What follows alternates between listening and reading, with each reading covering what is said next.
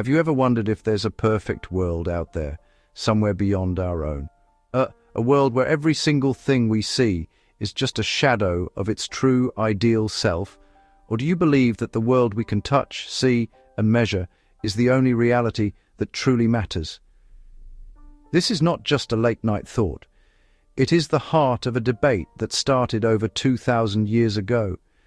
It began with two of the greatest thinkers in all of history, Plato, Aristotle. Their ideas are like two giant signposts, pointing in opposite directions on the road to understanding everything. Their names might sound old and dusty, but their questions are as fresh as this morning's newspaper. They asked, what is real? How do we know what is true? What makes a good person? How should we run a country? Their answers have shaped our world, from schools to the laws that govern us. The fingerprints of Plato and Aristotle are everywhere.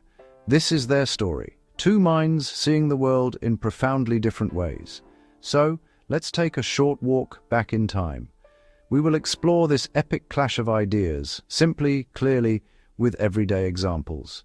Let's begin. First, let's meet Plato. Imagine ancient Athens. Bustling markets, grand temples, open-air debates. Born into an influential family around 428 BC, Plato met Socrates as a young man. Socrates taught by asking questions. That method changed Plato's life.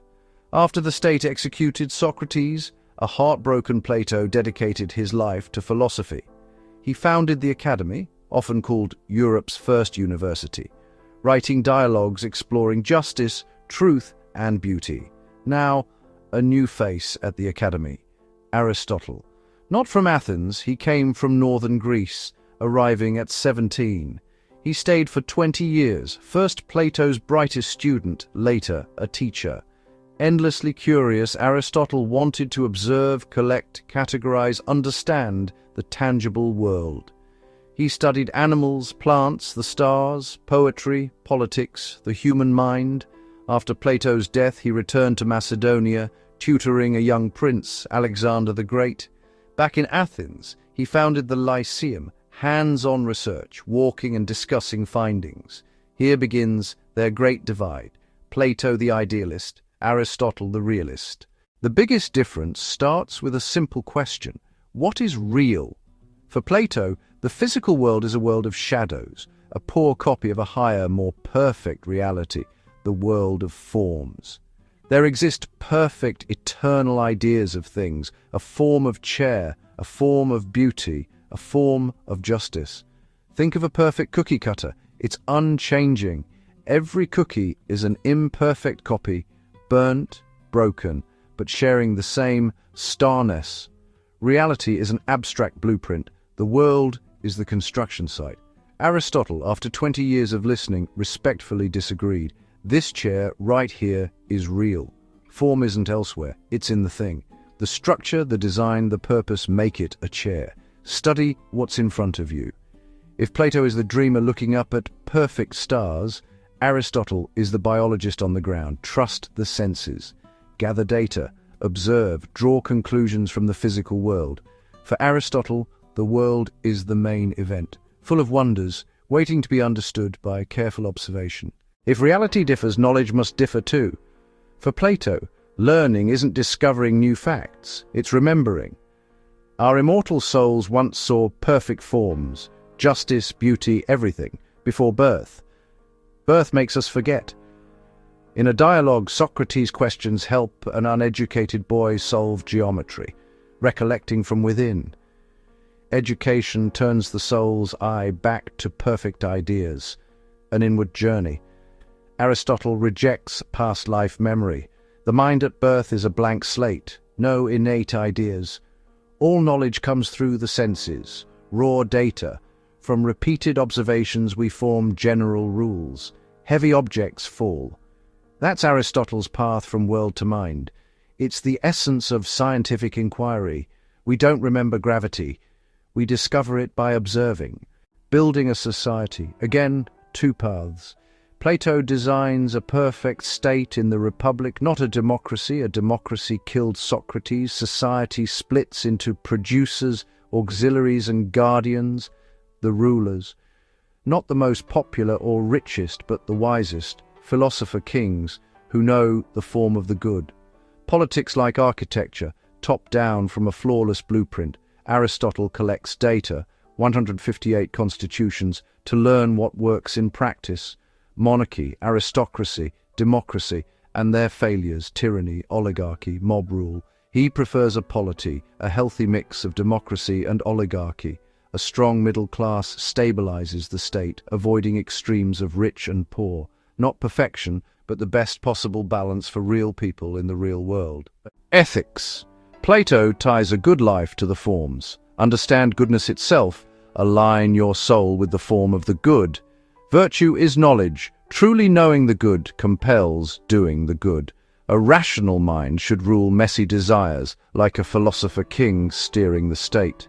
Make your soul ordered, rational, unchanging. Aristotle brings ethics down to earth. Do good things, here and now. We become good by practicing being good. Virtue is a habit built by repetition. The goal, eudaimonia, human flourishing. Find virtue as a mean between extremes, courage between cowardice and recklessness, generosity between stinginess and waste. A good life is balanced, using practical wisdom and building good habits over a lifetime. Art and poetry, still divided.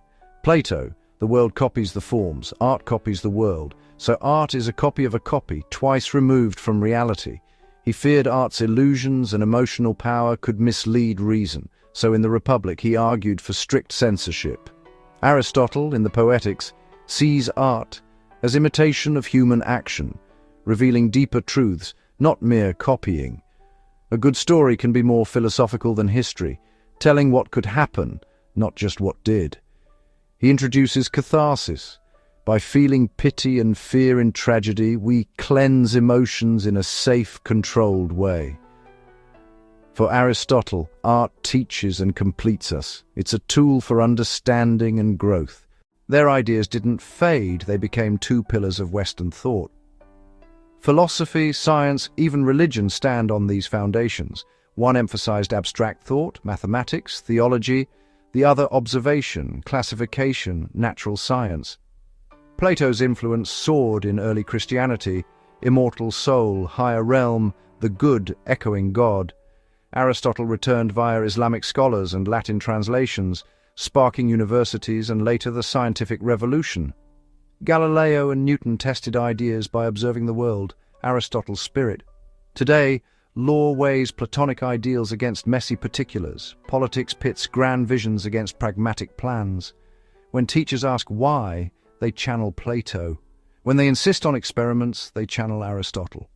They remain two fundamental voices in our collective mind. Conclusion. Which path will you take? Plato's path rises toward a perfect, unchanging world of ideas. Trust reason. Look beyond shadows, seek timeless truths. The mathematician, the mystic, the revolutionary dreamer. Aristotle's path keeps feet on the ground. Trust senses, observe with care, build knowledge brick by brick. The biologist, the doctor, the practical politician. Embrace the richness of the world, find truth in the details, live a balanced life. We need Plato's soaring idealism to imagine, and Aristotle's realism to build. Science needs grand theories and painstaking tests. A good life needs reflection and practiced virtue. They teach us how to think, not what to think, like a right hand and a left hand. The quest for knowledge is a conversation between looking up at the stars and down at the earth. So, do you trust your thoughts or your senses more when you try to know what is true? If you enjoyed this video, please hit the like button and subscribe for more content. And thanks for watching.